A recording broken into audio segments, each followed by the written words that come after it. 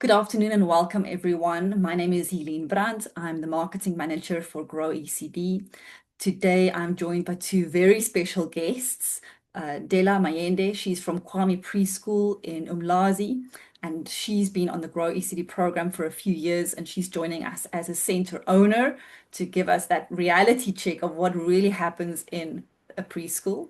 I also have my amazing colleague, Rose Mukuna, joining us. She's our program manager at Grow in Gauteng. So if you work with Grow in the Gauteng area, you might have met Rose before. And I'm based in Cape Town. So it's all across the country that we're joining you today to discuss learner assessment. Can you believe it's already term 4?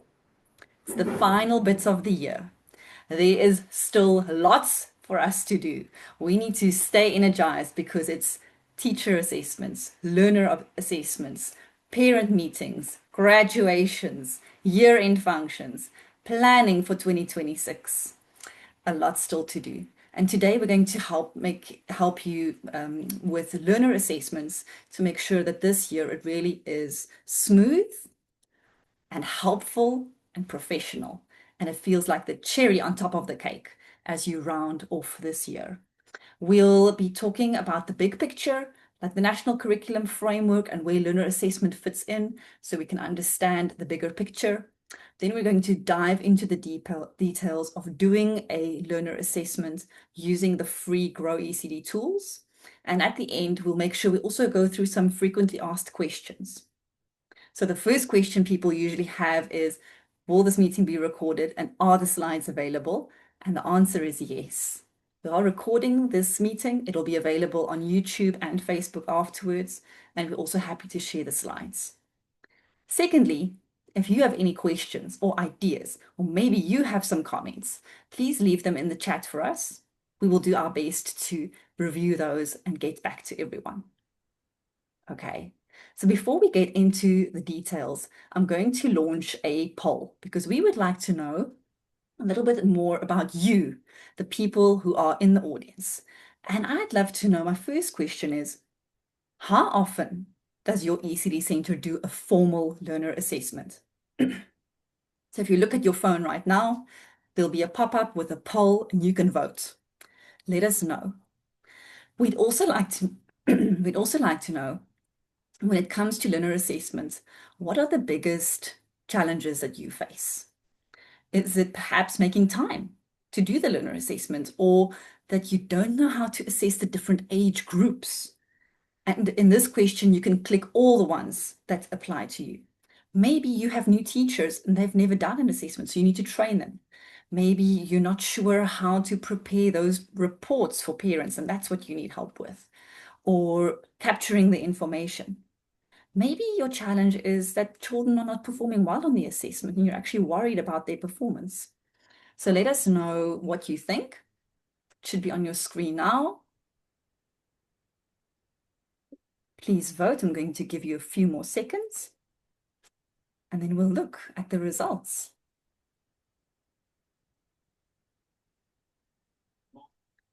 Ooh, the votes are coming in. 50% of people have already voted. I'm giving a few more seconds and then we'll see. Okay, I'm ending the poll now and sharing the results. I don't know if everybody can see the results or perhaps just my panel members, but I'll talk you through it. So the first question was, how often does your ECD center do a formal learner assessment? And it looks like the most of you do it 4 times a year, 36%, and next up, twice a year. There's also a few that do it 3 times a year. Hold on a sec. Sorry, I had a frog in my throat. So 4 times a year and 2 times a year. Those are the two most popular options. Today we're going to talk a little bit about timing as well. And when it comes to your challenges, it looks to me like one of the biggest challenges is actually making time to do the learner assessments. 57% of you say making time to do learner assessments is a challenge, as well as training teachers on how to do the learner assessment. Okay, good news is that today we're definitely going to discuss those topics and also share a data-free online training tool, online training that you can do and that your teachers can do. And they can show you their certificate of completion so that they are better trained and prepared. And then finally, it does look like 32% of you say you are worried about children not performing well on the assessment and that the children actually might not be meeting their milestones. So I think that's also an important thing we're going to be discussing today. All right, are you ready for us to dive in? Let me just quickly check in the chat and see if we have any questions. We have lots of new welcomes. Go and look in the chat. You'll see we have people from all over the country joining us. Incredible. I think we should dive straight in now. We're going to get started by looking at the bigger picture. So we know that in our ECD centers, we should have a curriculum, we should have a daily program, and that those are aligned to the National Curriculum Framework. But I want to know, Rose, maybe you can tell us, how does the National Curriculum Framework and our curriculum fit in with when we're planning to do a learner assessment? Thanks, Helen. Good afternoon, everyone. So the National Curriculum Framework is the guiding tool. This is the guiding principle in terms of all the teaching and learning in South Africa. So what it means is that every practitioner who is in an early childhood educational institution should be informed by the NCF. And the NCF is underpinned by 6 elders. So every teacher should ensure that all the teaching that is done in the classroom is underpinned by the 6 areas, which are your well-being, identity and belonging, communication, exploring mathematics, creativity, knowledge and understanding of the world. So these are outcomes, which means for every learner in your class as a practitioner, the outcome should be you would want the learner in your class to develop a sense of well-being. You would want the learner in your class to develop some form of identity and belonging, as well as communication, which is your language, some form of mathematics, understanding, creativity, knowledge, and understanding of the world. Having said this, when I want to link it with assessments, I would then say we teach first before we assess. So having taught these outcomes and ensuring every learner in your class has been exposed to all the activities that exposes them to these outcomes, we then set out assessments and assess the learners according to their outcomes. So you would, for instance, use this as a measurement and observe learners to assess and see if they have developed some sense of well-being, identity and belonging, and communication. So that's how it links, Helen. You teach these outcomes, and at the end of the day, you assess the same outcomes. Lovely. That's such a good summary. And when it comes to assessments, Rose tells me it's not just a formal assessment at the end of the year. It's actually there's an assessment loop that happens and that teachers are not just it's not just like a final exam somewhere. The teachers in ECD are constantly assessing. So tell us about that loop. Thank you. So what I would say, this process, Helen, is so you first assess learners in the beginning of the year, maybe around February and March, which is called your baseline assessment. You just want to get an understanding of where the child is at. And after you've done that, you give your parents some feedback. And at the same time, you come up with a plan based on what you've assessed, what you've observed in terms of the child development. So the plan that you come up with is informed by what you've observed in a child, the challenges that a child is facing, how the child is performing. And this plan also informs how you teach going forward. So if you observe that a child is struggling perhaps with language, with fine motor skills, you then put in strategies into your teaching plan so that you enhance success. So that by the end of the year, you do another assessment to now then compare the initial baseline assessment that you've done in the beginning of the year and what the child is now showing you. Also based on what you've done throughout the year to enhance success and to support the child. And also you give the parents the feedback. So that is basically how it works. Amazing. Okay. And then I mean, it was very interesting now to hear how often people do assessments. 3 years ago, when we started these webinars, and we did webinars on learner assessment, almost 50% of attendees told us they don't do any learner assessments. And today in the poll, it sounded like there was 9% that don't do any learner assessments and another 9 that just does it once a year. So it's an incredible improvement, you know. I think that's incredible. As an ECD sector, we really are stepping up, you know, and we're professionalizing. But in your opinion, how often do you think we should be doing a formal learner assessment? So from my experience, I would advise that you do learner assessments twice a year. So like I said previously, early in the year is a baseline assessment just to check and observe and try and see where the child is at, what they can and what they cannot do. And then later on, at the end of the year, when you've done some intervention, when you've supported the child, and when you've given the learner enough time to practice and to enhance success, and then you can now as well conduct another formal assessment.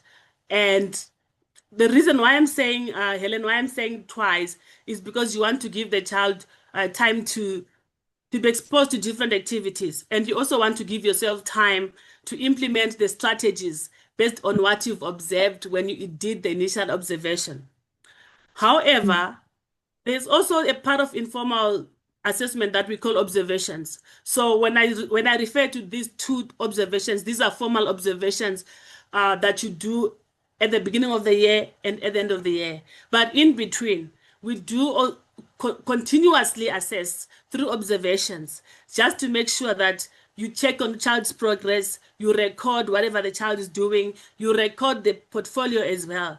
And this also becomes all the evidence that you need to input into your final end of year assessment.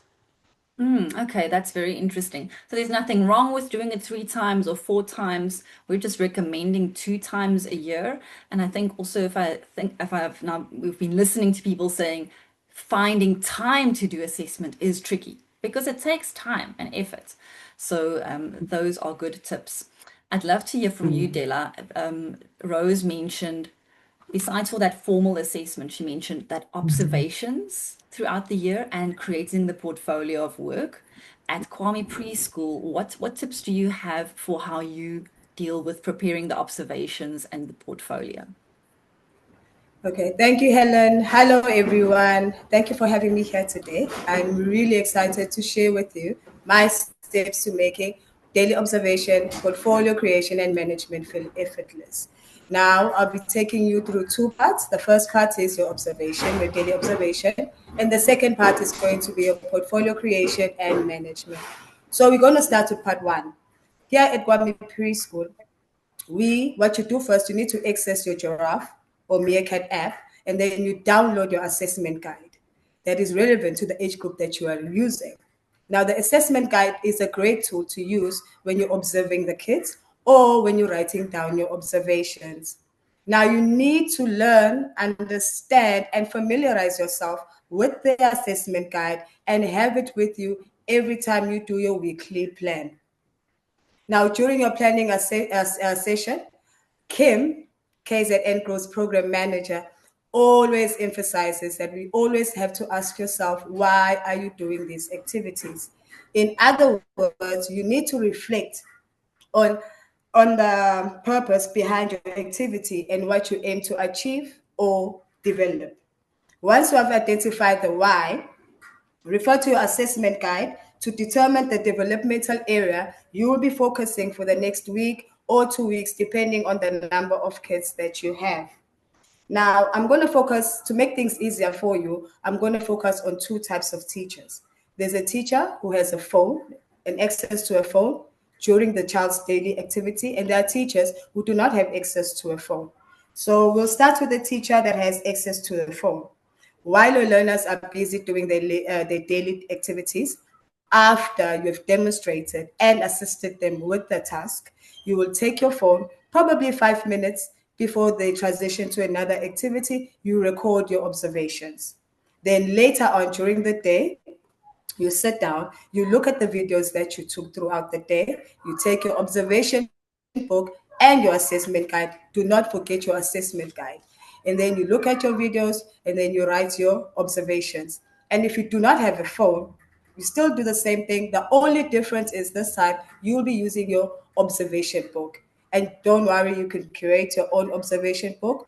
You just use a normal, regular exercise, or you can get one from Grow. Grow has a new updated weekly planner that has an observation page on the opposite of your weekly plan. It is great. It makes everything easy. So you give yourself maybe also 5-10 minutes depending, and then you write your observations there.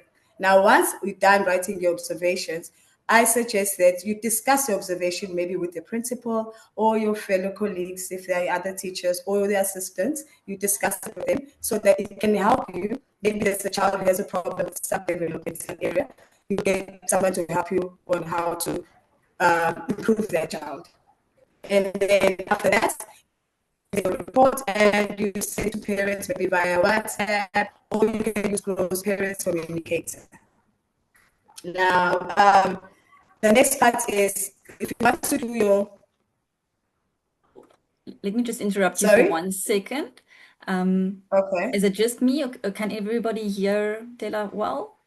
It was perfect there, and then the sound changed. Rose? What the background? Yeah. The Okay, background Rose, I sound. can hear you well. Dela, just speak again for me. Can you hear me now? Yes, Can yes. you I hear can me hear now? Yes, there was Okay. someone Where saying did there you? was a crackling sound. I thought it was just me. Okay, so it's not just me, but Dela, we can hear Oh you. no, Go ahead. here it's quite windy. And It's windy. unfortunately, the weather is bad and it's quite windy. Yes. Just So where one did you more get? Where challenge. did you like get lost? You couldn't hear Exactly. Just one more challenge for us me. ECD center owner to deal with. Okay. But thank you. I'm listening closely. Please Okay. continue. Okay, so like I said, at the end of your day, you review the videos that you took during the day, and then you take your assessment guide with your observation book. You look through the videos, and then you write your observations. Once you've done that, you need to discuss your observations with your principal or your fellow teacher. After that, you share your observations with the parents. You can send it via the Grow's parents communicator, or you can send it to them via WhatsApp. Now we're going to move to part 2, which is portfolio creation and management. That's easy. Number one, parents to buy a flip file, and if they cannot afford a flip file, I'll ask them to buy a.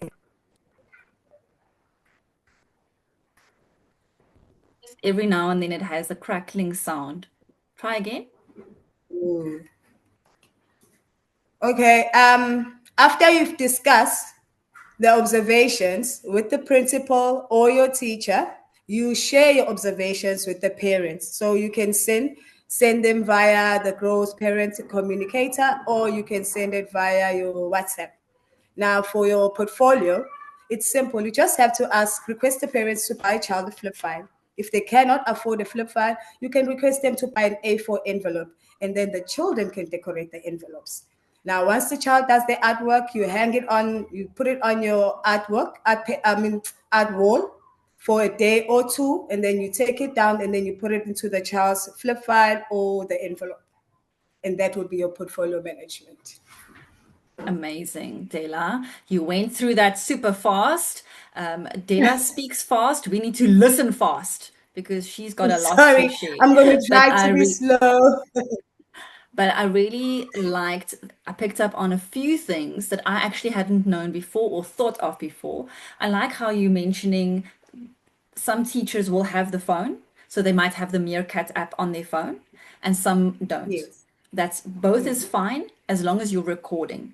The nice thing with Yes. recording it in the Meerkat app or in the Giraffe app, recording the observations, recording the assessment, is that you have the history of the child for all of the months, all of the years. that they are with you, and that you as the center owner can also look out and see how the whole class or the whole school is doing, not just an individual child.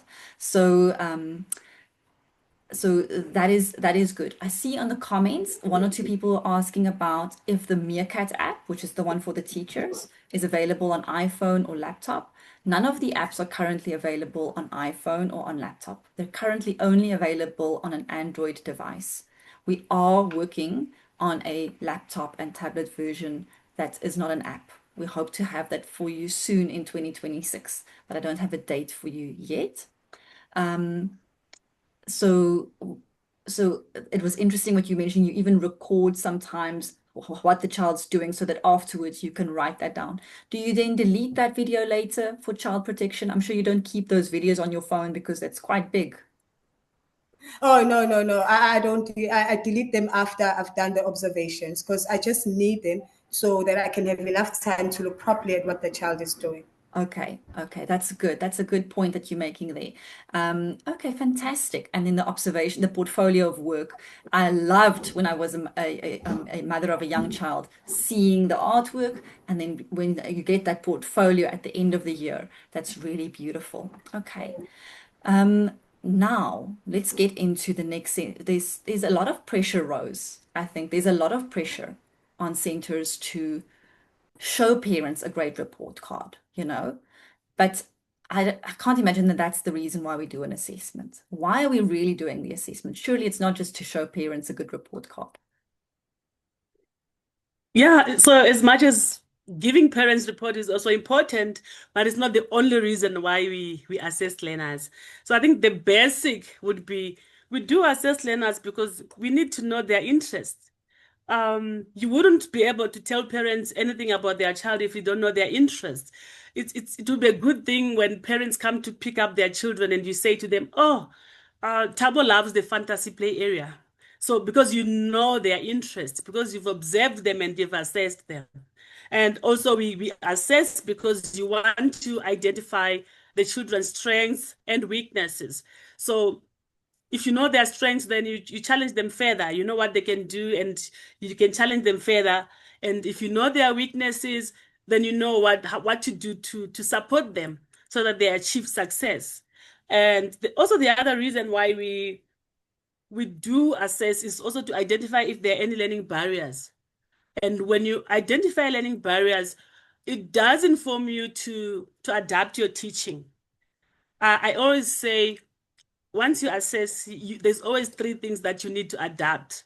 So it's either you adapt your resources, or you adapt your classroom layout, or you adapt your teaching style. I want to give you an example. So if a child in your classroom is struggling with, you observe and you've made an assessment and you've made a conclusion that the child is struggling with holding a crayon, there's something that you have to change. So you've got to adapt your resource. Maybe you give the child a bigger crayon. If you've noticed that Thandi is always bumping into chairs and tables, and you've made an assessment and you think that maybe she might be visually impaired, then you adapt the classroom layout. You put the tables at the far end of the classroom. And if you've observed that the children in your classroom, they love moving around, they are bodily kinesthetic people, you adapt your teaching style, and in your teaching, you include all the learning styles. You include activities with auditory, bodily kinesthetic, and visual activities. So there's always something that you adapt when you assess a learner, and it does enhance success because we're assessing them so that we can support them and enhance success. We're not assessing them so that we can say so and so have passed or failed. There's no pass or fail in early childhood development. It's about, I want to know at what stage of development you are at so that I can support you or so that I can challenge you further. Oh, beautifully said. I love that. This is not your matric exam. No, this is something completely different. I love it. And when you work with teachers, what are the principles that you want to impart to people? The things we need to take to heart when we do our assessments? I love this, Helen, because I think most of the time we speak of why we assess, the frequency of how many times do we assess. We don't really talk about what are the principles of assessment? So we need to reflect and think of what are the guiding principles as I want to assess this classroom, as I want to assess these learners. What are the guiding principles? What are the values? So the first thing that is important to me is that assessments must be continuous.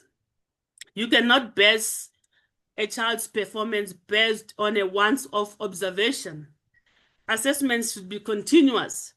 This means that your assessment is based on different activities and different performances. So the child would have gone through different activities to assess a certain outcome. So it makes it fair and accurate. Also, it shouldn't be biased.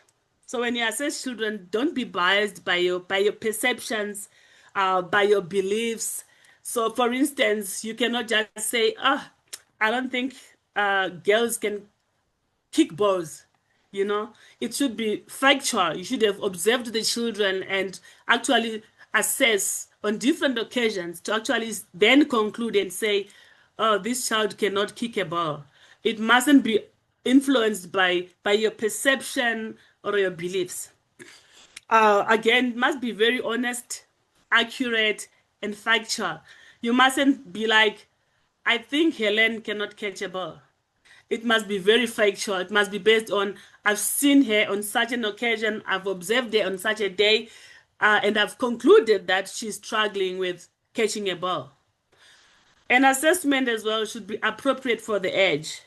So for instance, you cannot assess a 3-year-old based on, you cannot assess a 3-year-old's ability to balance, because 3-year-olds cannot really balance. So if you assess a 3-year-old for a balancing activity, already the child will fail because it's an activity that is not appropriate for their age. So you need to reflect and think and ask yourself, is this assessment right for this age group? That's why you should be familiar with your developmental milestones, because your developmental milestones are your guidelines. They inform you what developmental milestones each age group goes through and is at. I also want to iterate, I said in the previous slide that you must use a variety of assessment methods. So you need to have your observations, you need to have your portfolios of evidence. This includes children's artwork, children's drawings, whatever you have, so that you can gather all this evidence and conclude and say, really, I can conclude and say, Helen is still struggling with holding a crayon and drawing a complete person. You should have the evidence. And in case the parents come to you and say, but why are you saying my child cannot draw a person? Then you can say, I've got a portfolio of evidence with your child's name on it, and this is the drawing that I've seen. And on another day as well, I have observed the same child and I have the same result. An assessment as well should be very practical. So you need to allocate enough time to assess a child, whether you're assessing an individual child or a group of children. You need to plan in advance and make sure that you've got enough time for this assessment. Because if you rush it and don't give children enough time to complete the task or the activity, then they won't give you their best results. So as a result, it won't be a fair assessment, as well as the timing of the assessment. I always say to people that I work with, the teachers that we work with, that I don't think a Monday morning is a good time for assessing a learner, because after all the weekend and playing at home, Monday morning they might be a bit tired, maybe perhaps a Tuesday morning. So you need to think of the timing as well. And another example would be, it's not fair to assess a learner for physical development. After free play outdoor, and they come inside the classroom and you want to assess their physical development through a movement activity. The learner is tired from moving around outside the classroom. When they come inside, they won't give you their best performance. So I would advise that you think about your timing and you reflect. Lastly, Helen, I would want to say an assessment should be done in a space that is very safe and supportive, in a sort of a natural setting where a learner is not really aware that I'm being tested, I say tested in quotation marks because it's not a test, but I think it should be an environment that if a learner feels very safe and feels like I'm in my natural setting, I'm playing like usual, and it gives you the best results. I think those are great tips, and so true also because as parents often will reach out and say when they see that an assessment doesn't accurately reflect their own child. So we shouldn't feel that pressure. Back to the original point where some people were saying they're worried that the results are not good enough. The point of your assessment is to have accurate results so that you really know what you're dealing with. I think those were fantastic points to keep in mind. Now we're going to go into the details of the formal assessment and how that works. It's essentially a 5-step program, and it starts off with, and we're going to show you a few slides on each section here. It starts off with preparing for the assessment so that you're ready and it can run smoothly. Then you identify those development areas against the age appropriate milestones, and you record the information for every child. We'll show you how to do that. We have some detailed assessment guides for you, score sheets with questions for every milestone so that you can know what to do and how to ask. Then you'll record that information on your score sheet and on your app so that the information you worked so hard to collect is stored safely, and so that you can use the app to generate the report for you. And then finally, as the teacher, you will review and interpret the information, report and discuss it. So let's dive into these and see how it all goes. Let's start with preparation. So Rose, after this webinar, tomorrow morning, do I just walk into the classroom and start assessment? Probably not, hey? What do I need to do to prepare? Okay, so to prepare for assessments, you need to load all your learners on the Grow Giraffe app. So make sure all the learners are on the app before you start the assessment process. So as a principal, you need to also make sure that you register your teachers on the app. So the principal will have access to the Giraffe app, and the teachers will have access to the Meerkat app. Once you load your teachers there, just get comfortable with the assessment guide and score sheet. So you'll find on our app, there's an assessment guide and a score sheet. It's got all the indicators. It is built into the app and in the learner assessment function. Train your teachers so everyone can complete an online training. We also have a face-to-face training that we offer our teachers at our offices. So we train the teachers on how to conduct the assessments. Review the questions. So familiarize yourself with the assessment questions and plan the activities. Decide on how you will assess your learners, whether you're going to assess a group of learners, whether you are going to assess individual learners on the day. You need to decide on how you're going to conduct your assessments. Some teachers prefer allocating a domain per week. So for instance, you would say this week I want to assess language.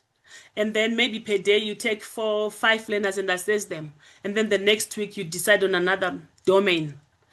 I would also advise that you arrange an assistant for when you want to assess a small group, and then so that someone is watching over your other learners. And then you collect your equipment.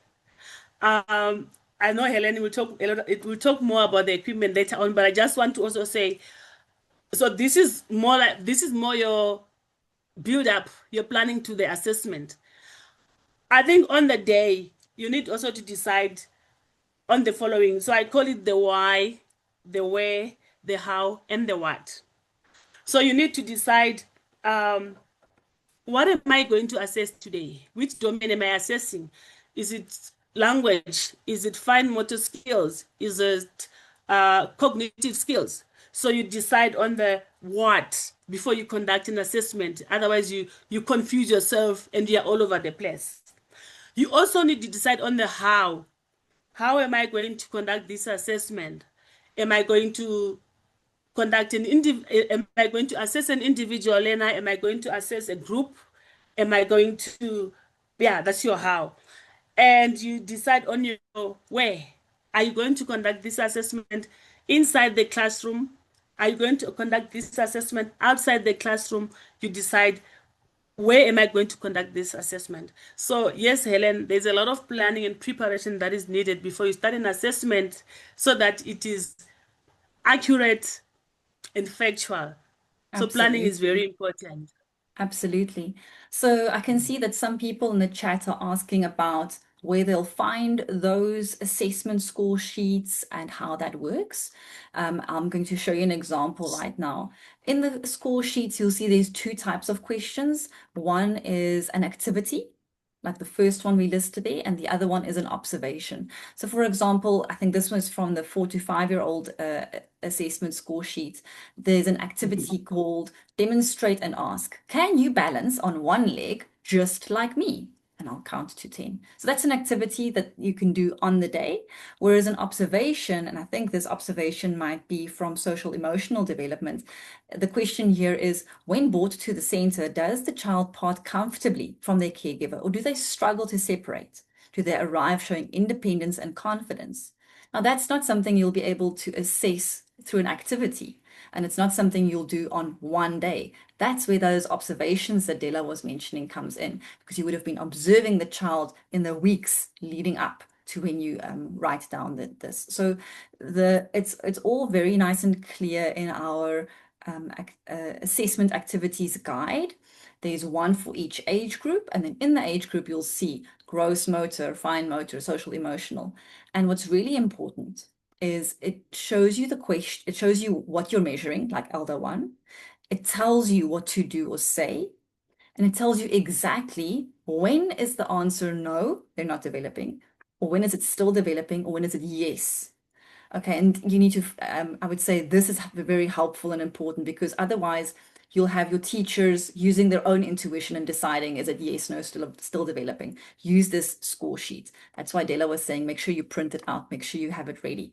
And I can show you, would you like to see what that looks like? Let me show you quickly.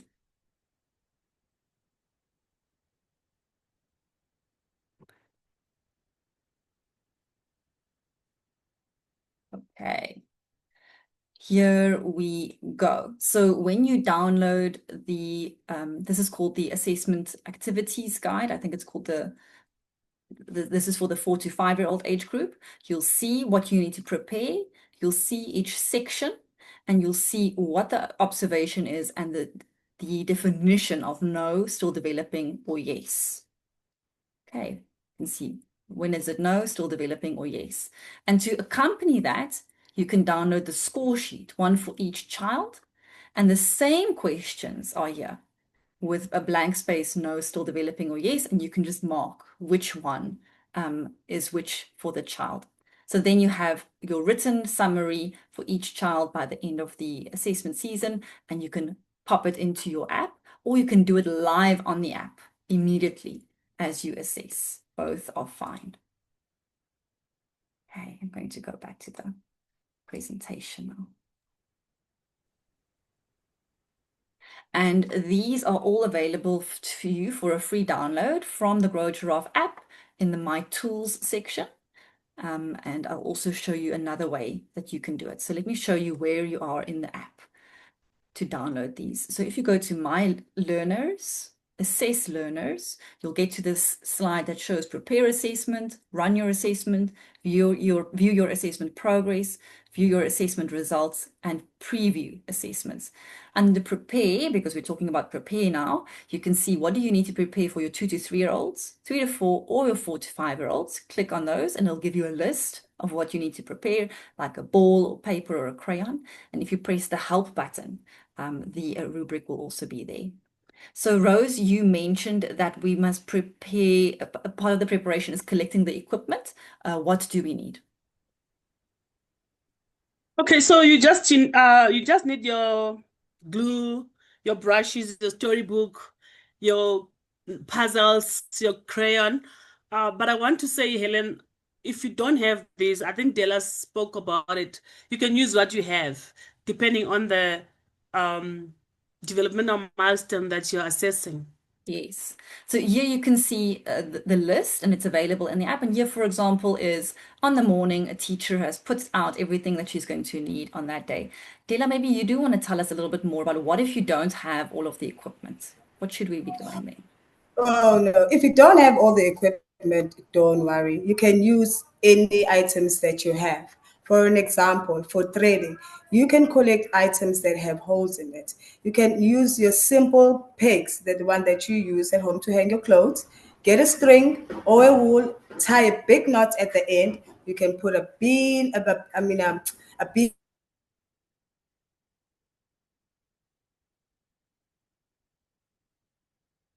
Ooh, Dela, we can't hear you.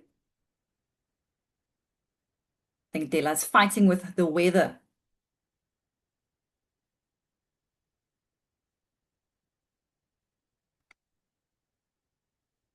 I can see you, but I can't hear you yet.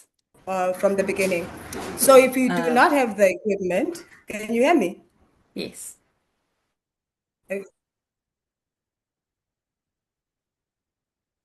For an example, for threading, you can collect items with holes in it.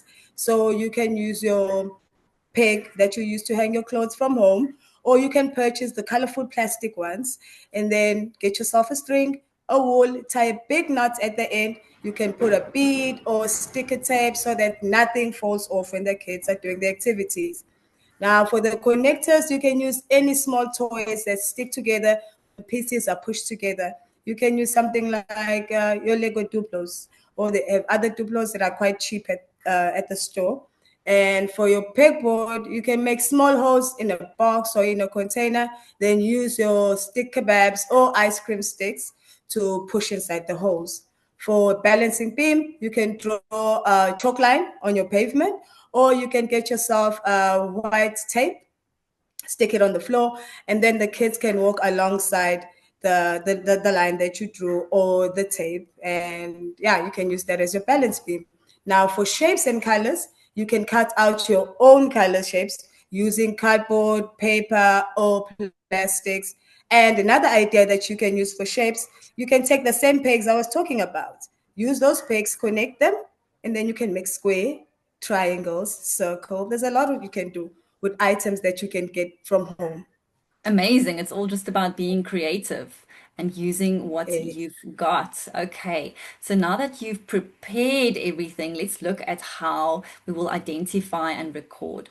I'm actually going to skip this little video and show you what to do here. So in your Giraffe or your Meerkat app, let me just explain the apps. I see someone was asking which one is which. There are three apps with Grow. Grow Giraffe is for the center owner. That's because you are the one with the tall neck and you can see everything in your business. You can see staff, you can see the learners, you can see the finances, you can see the training, you can see the resources. And it's very unlikely no lion attacks the giraffe. They're very big, they're very strong. So the center owner, you are the giraffe. Then your teachers, they use the Meerkat app.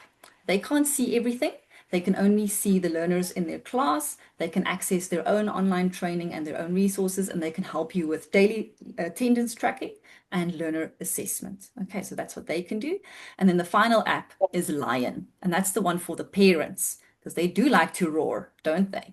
So the parents can get the Lion app, and the parent can only see the information about their own child. And you can also decide what they can or cannot see. Okay. If you need any help, please reach out to us. So in your app, you go to My Learners, Assess Learner, and you click Run Assessment. That's when you actually will start the assessment. And you'll see that you can choose to run the assessment by the individual learner or by development area.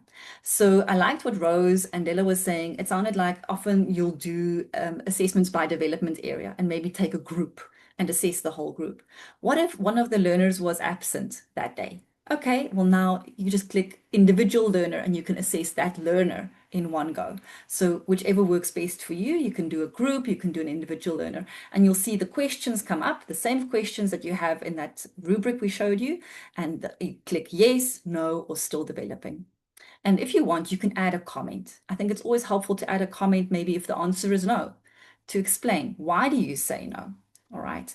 And then as the assessment is not all done in one day, right? You heard us explaining about it happening over a few days or a few weeks. You can always view the progress that you have made. So as the center owner, you might be able to view the progress for all your classrooms and see which teachers are on track. And you can view the progress by age or by class or by individual. So here you can see in this little circle here, 6 of 18 children have been assessed, so they're done. 4 are not eligible for assessment, and 8 are in progress, and 4 have not started yet. Okay, so as the owner, I can now check in and see who hasn't started, where are we, and make sure we complete all of the assessments. Dela, it's a lot to coordinate. That's why we call you the CEO, the Chief Everything Officer, right? So how do you coordinate this in your center? Help us, please. Okay. So here again, I'll make an example of 2 teachers, because in some centers, some teachers have access to the phone and some don't. So I will start with the teacher who has access to the phone. What you need to do when it's assessment day, number 1, your phone has to be fully charged. Number 2, you have to make sure that you have enough data. And if you're a teacher that is not using a phone, make sure that you've downloaded and printed a learner assessment for each learner, a learner score sheet for each learner, and write their name on it. Now, what the next thing that I do, I make sure that I have the setup is done, you know. So don't rush in the morning and be like, now you're gonna do it. Prepare the day before.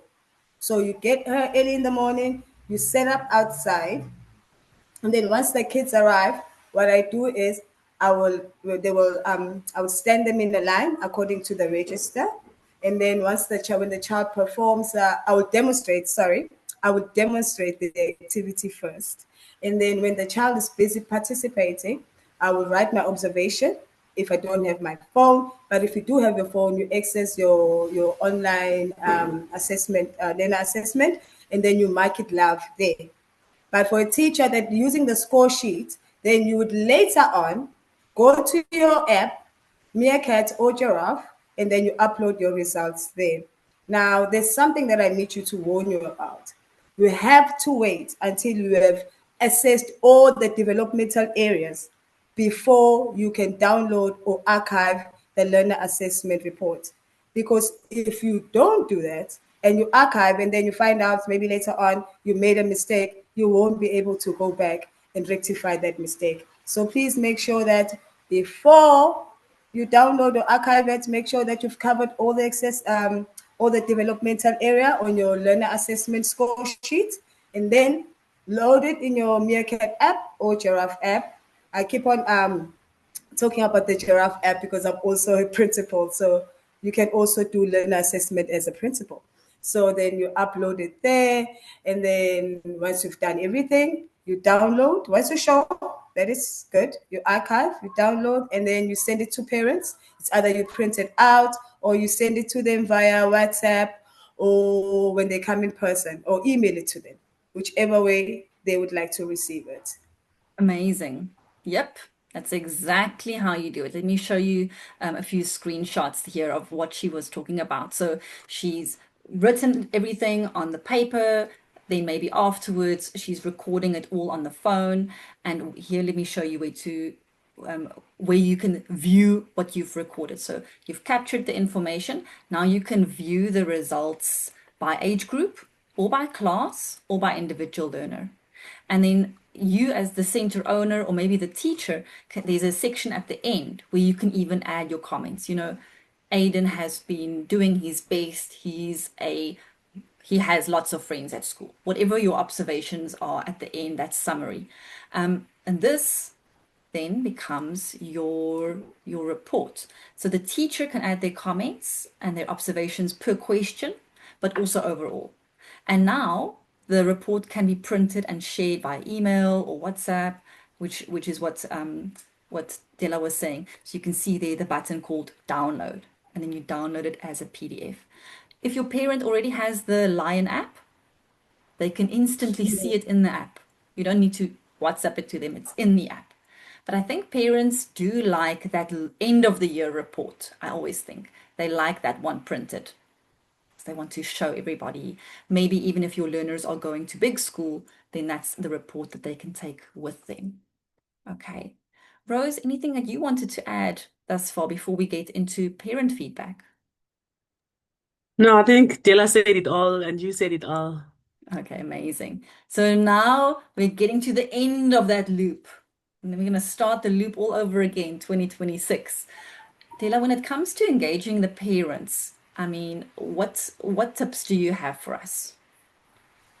So what you can do is at the beginning of the year, have a parents meeting, right? And during that parent meeting, share your teaching approach and what you expect from the parents, right? And for parents who do not attend meetings, make sure that you send them a summary of what you discussed.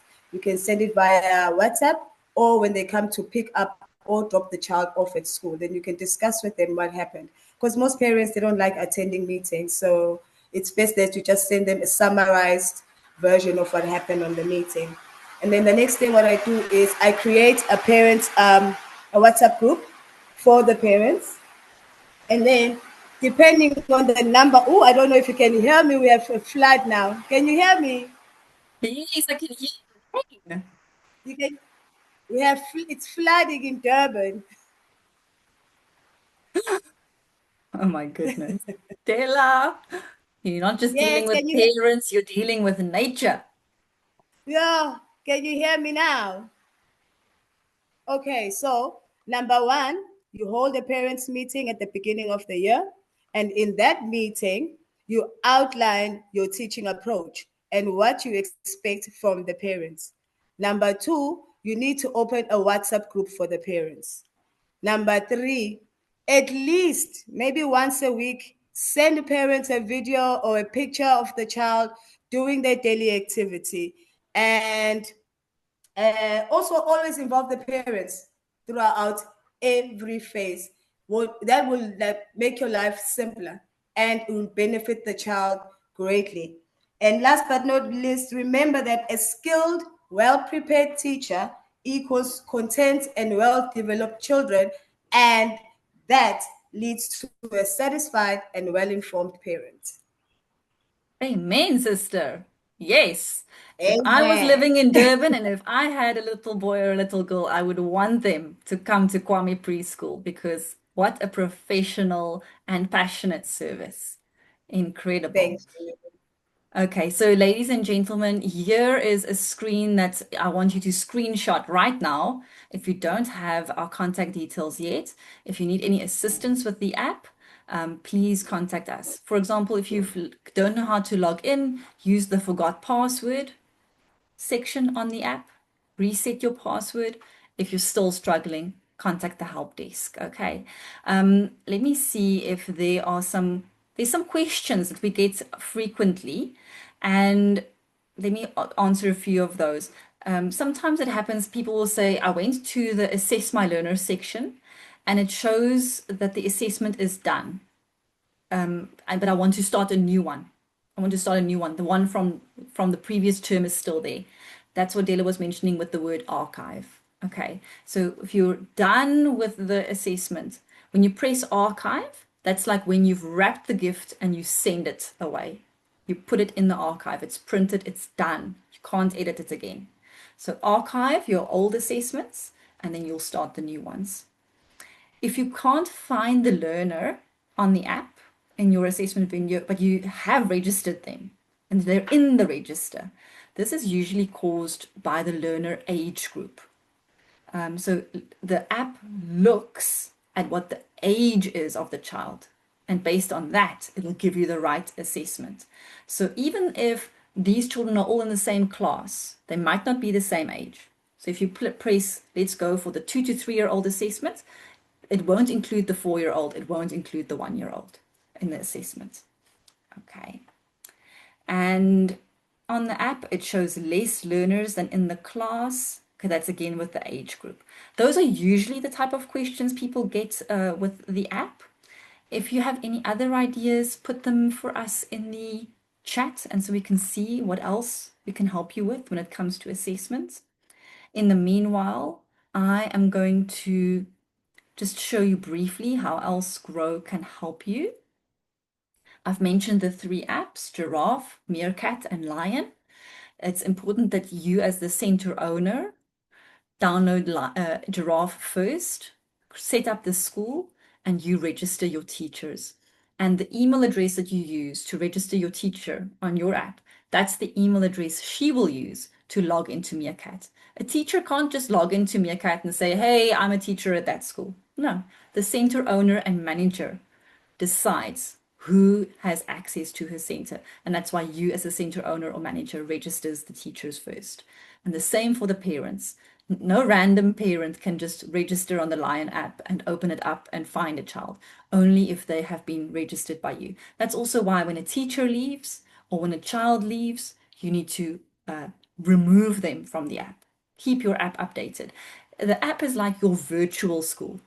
Whatever's happening in your real school, reflect that in your app. So they become like a mirror of each other, the real world school and your virtual school. Okay. In the app, there is some people were asking about a curriculum. In the app, our curriculum is available completely for free. It's a beautiful curriculum. There's one for your 2 to 5-year-olds. We also have a special curriculum for the babies. So if you have a teacher caring for babies, this is such a treat because it shows you what to do even with the little ones. And it's not just written like a boring book, because I don't want to read a boring book. It's filled with videos, there's photos, there's voice notes from teachers giving you some tips or ideas of how to prepare for the week. It has all the themes from transport to insects to my home. And the curriculum is your step-by-step guide. It's a fantastic thing to use for yourself and with your teachers. Maybe every Friday you go through the curriculum for the next week, you plan and prepare together, and then you'll be ready. Okay. Then those of you like, oh, I've now heard something about learner assessment, but I want more details. We have a data-free online training available for learner assessment. If you go into your app, you go to online training, go to the learner assessment training and go through that step by step for yourself and with your teachers. You'll get a certificate of completion at the end, and it'll show you really practical ways to implement learner assessment this year. It's really, like Tela says, a walk in the park, but only because you're going to be an expert, right? There you can see learner assessment guide. Here you can see the training that I went through. I took some screenshots for you as I was doing my training. I can even download the checklists in there. It tells me how to give feedback to parents. And there's my certificate. It's got my name on it. We also have demo videos for you. So let's say the assessment asks a specific question about literacy and language. We have shot videos of children doing that activity. And then you can say, is this yes, no, or still developing? And you're going to learn a lot there. And we'll show you, if you see this, it's no. If you see this, it's yes. This is, and what I like about that is my granny, she used to cook well, and she gave me her recipes. But I only understood the recipes when I watched her do it. And now these days, luckily, we have YouTube and we can see how the chef is preparing it. Now, this is like those chef videos. The videos actually show you what you need to be observing and doing. And then I mentioned our online curriculum, which is available in the app. And here are our contact details. All right, let me see if we have any questions.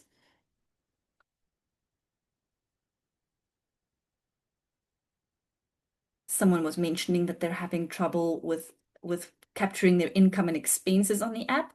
I think please call our help desk. They'll definitely be able to help you there. Do you have a flyer that I can display in my building, as I have ECD practitioners who can join your group? So we have such a good question. We actually have a WhatsApp channel. Terrell, I wonder if you can just share the WhatsApp channel contact or link in here. But we have a public WhatsApp channel, which is really cool. We share lots of tips, advice, education ideas. If you'd like to join our WhatsApp channel, use the link in the chat, or maybe send us a direct message on Facebook or an email or a WhatsApp, and we'll share that link with you. We share lots of cool ideas on there.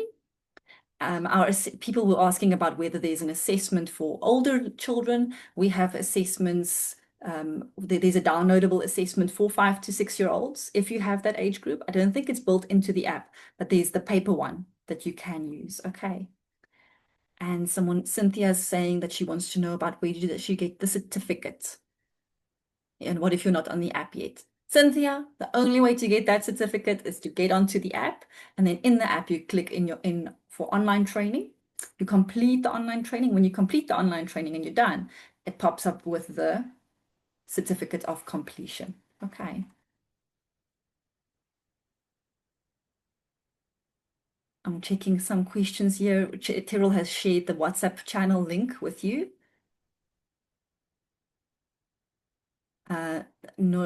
Nolufefe, you're asking if there's a certificate for today's training. This training today, it's basically called a webinar or a masterclass. It's information sharing. It doesn't qualify yet as training. If we want to do proper training, we'll need half a day, maybe a full day, right? To do deep training and also to test that you understood what you've learned. So the webinars are just free information sessions. It doesn't come with a certificate. Okay. If you have any problems, please contact our app support help desk. We'll be happy to help you on WhatsApp or on email. We would love to hear from you more, and I'm hoping to see lots of learner assessments being done this year. We are going from strength to strength as an ECD sector. Like I mentioned, a few years ago, we were all maybe here or there. There were people with resources. It was difficult to share them. Now, with technology, we can share all these amazing tools, and you can focus on running the assessment rather than writing up an assessment, figuring out what questions to ask. So I really hope it goes well for you. Dela, any final comments or words of wisdom?